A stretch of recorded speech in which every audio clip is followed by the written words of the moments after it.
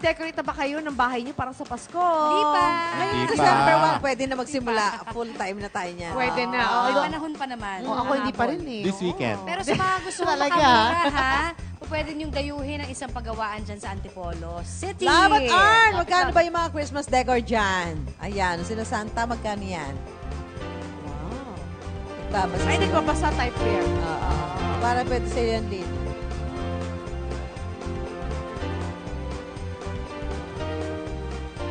Ayan, good morning mga kapuso!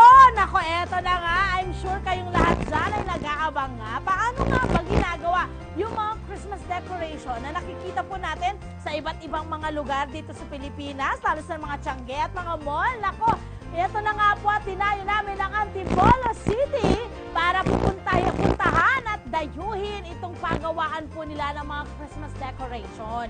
At alam nyo ba, dahil nga holiday season na, umaabot po sa 500 hanggang 1,000 items po ang nagagawa nila kada araw. Ayan.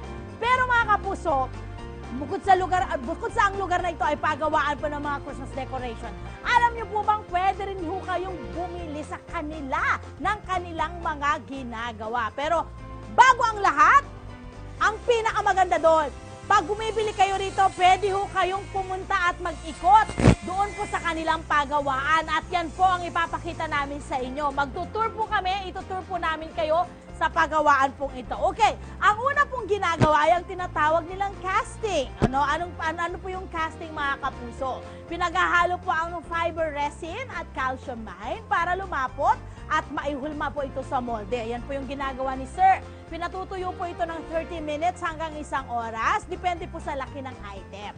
Fiber resin po ang ginagamit nila dahil bukod sa matibay po ito, magaan pa yung resin kapag ginagamit. Next po ay ang cleaning, mga kapuso. Ito naman po ang proseso kung saan nililinis ang mga naihulmang item sa molde. Inaalis po ito sa hulmahan, nililinis gamit ang proseso ng grinding, yung ginagamit ni Sir na machine ngayon. Ayan, talagang machine, ano? At yung mga excess naman po na gilid-gilid ng mga natuyong fiber resin ay tinatanggal din po nila. At pagkatapos po niyan ay, eto na po yung tinatawag naman, patching. O, tama po ba, Sir? Kasi merong ibang, medyo may mga na butas-butas ng konti. So, aayusin po niya para talagang kuminis at para talagang maging perfect po yung ating mga item na gagawin. Okay, mula naman po dyan mga kapuso, puntahan naman po natin ang tinatawag nilang painting. Okay? Or pagpipaint ng mga item na yan. O yan, nandito sila mga kapuso. Ma-appreciate nyo po talaga ang mga decoration na to ha. Kailangan pong ingatan nyo dahil naku, isa-isa ho nila yung pinipinturahan. Kagaya po nito. Diba, napaka-komplikado. Iba't ibang kulay po. Isa-isa po nilang nilalagay yung kulay ng na nais nilang ilagay doon sa mga creation. Ayan, kagaya nito. Santa Claus lumilipad sa helicopter. Look at that. O, diba? Ganyan po ang ginagawa nila mga kapuso. Yan po yung painting. Okay. Doon na po tayo sa taas kung saan nandun po yung showroom naman. Diba sabi ko sa inyo kanina, bukod po sa pagawaan, pwede rin po kayong bumili dito po sa pinuntahan naming area ito. Ayan. And this time, eto na at makakasama ko po ang isa sa may-ari po ng pagawaang ito na si Miss Cristina Borja. At kasama ko rin si Arn. Dito tayo, Miss Cristina. Ayan.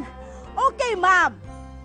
Kumusta po yung dating ng mga tao ngayon? Sigurado ako talagang dinadayo kayo ng bongga-bongga. Since ngayon ay Christmas season, Yes. talagang maraming dumadayo dito. Kahit malayo, syempre, pinupuntahan kami. Okay, ano po ang pinakamabiling item dito na lalo na pang pag ganitong Pasko? Lahat ng naman pwede naman sila, pag konti ang budget, meron kami 3 for 100, ganoon. Meron naman, yeah. Okay. Tapos meron din kami yung mga tabletops, nag-start yan from 250 to 600 ganyan. Ayan! At ang kagandahan dito mga kapuso, bukod sa makakabili na kayo, iikot po kayo ni Mama Cristina sa kanilang pagawaan. Yan ang kagandahan. Okay, mga tabletops po, sabi nyo nga kanina, may iba't ibang klase, Christmas tree, mga nativity scene, mga magkano po yung range naman yan? Okay, yung sa mga Christmas tree, nagre-range siya ng 250 to 650.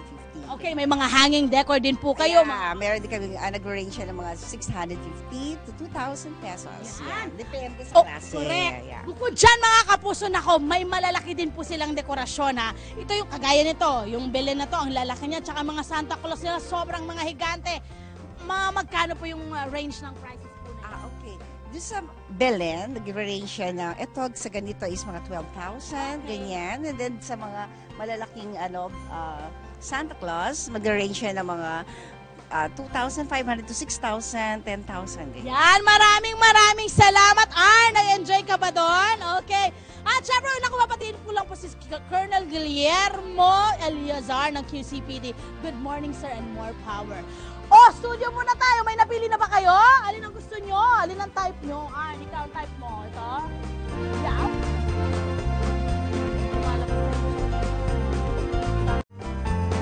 Okay na, Arn! Alam ko na ang gusto mo. Gusto mo ng nativity set. O, diba? At syempre mga kapuso, nako, may iba't ibang klase po sila ng nativity set dito. Meron pong magkakahiwalay, may mga life size, may mga malalaki, may maliliit. So, ito na. Presyo na tayo, Arn. O, start tayo doon po sa kanilang flat or child. Ito, cute to, Arn. Parang drawing mo lang to, Arn.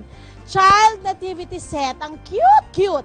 600 pesos. As in, magkakasama na po yan yung isang set na yan. Yung flat, correct. Yung flat nativity, as in flat talaga siya, ayan. Yan po ay 1,200 pesos. At yung 12-inch na nativity set, yan po ay 3,500 pesos. At yung nakikita natin, ito to, yung mga magkakadikit naman sila. Yung pwede lang to sa sa table mo, kung maliit lang yung table mo. Ayun, kaya sa table na 'di ba, center table, ayan, yan po ay 700 pesos lang. Kung gusto nyo naman po ng talagang palakihan, yung tipo ilalagay mo sa garden, Arn, o di kaya sa harapan ng bahay mo, o di kaya sa, kumbaga, veranda, gano'n ang peg mo, yan po ay nagkakahalaga naman ng, set na po yan ha, 12,000 pesos. O, ano napili mo, Arn? Pambata? Okay. Okay, dito naman naniwala muna kita ha. Nandito naman po, bukod po kasi sa mga Christmas decorations. Meron ba? Sorry naman daw sa Angel. Meron din po silang mga angel figures na pwedeng ilagay sa inyong mga tahanan all year round. Ang halaga naman po nito ay 150 pesos hanggang 4,000 pesos. Depende po again yan sa laki ng inyong kukunin. Okay, sa mga mahihilig na po sa lalo ng ating mga katolikong mga kapuso, yung mahihilig naman po sa mga saint figures, meron po silang nagkakahalaga 90 pesos lang, Arn! Hanggang 1,500 pesos. Again, depende po sa laki ng mga figures na gusto nyong kunin. Okay, ang Big Santa naman, ito mas malaki pa sa akin, te. Grabe, siguro mga 6 feet ang mga to or 7. Or mga 6 siguro, ayan. O, diba? I'm part of them. Look at that.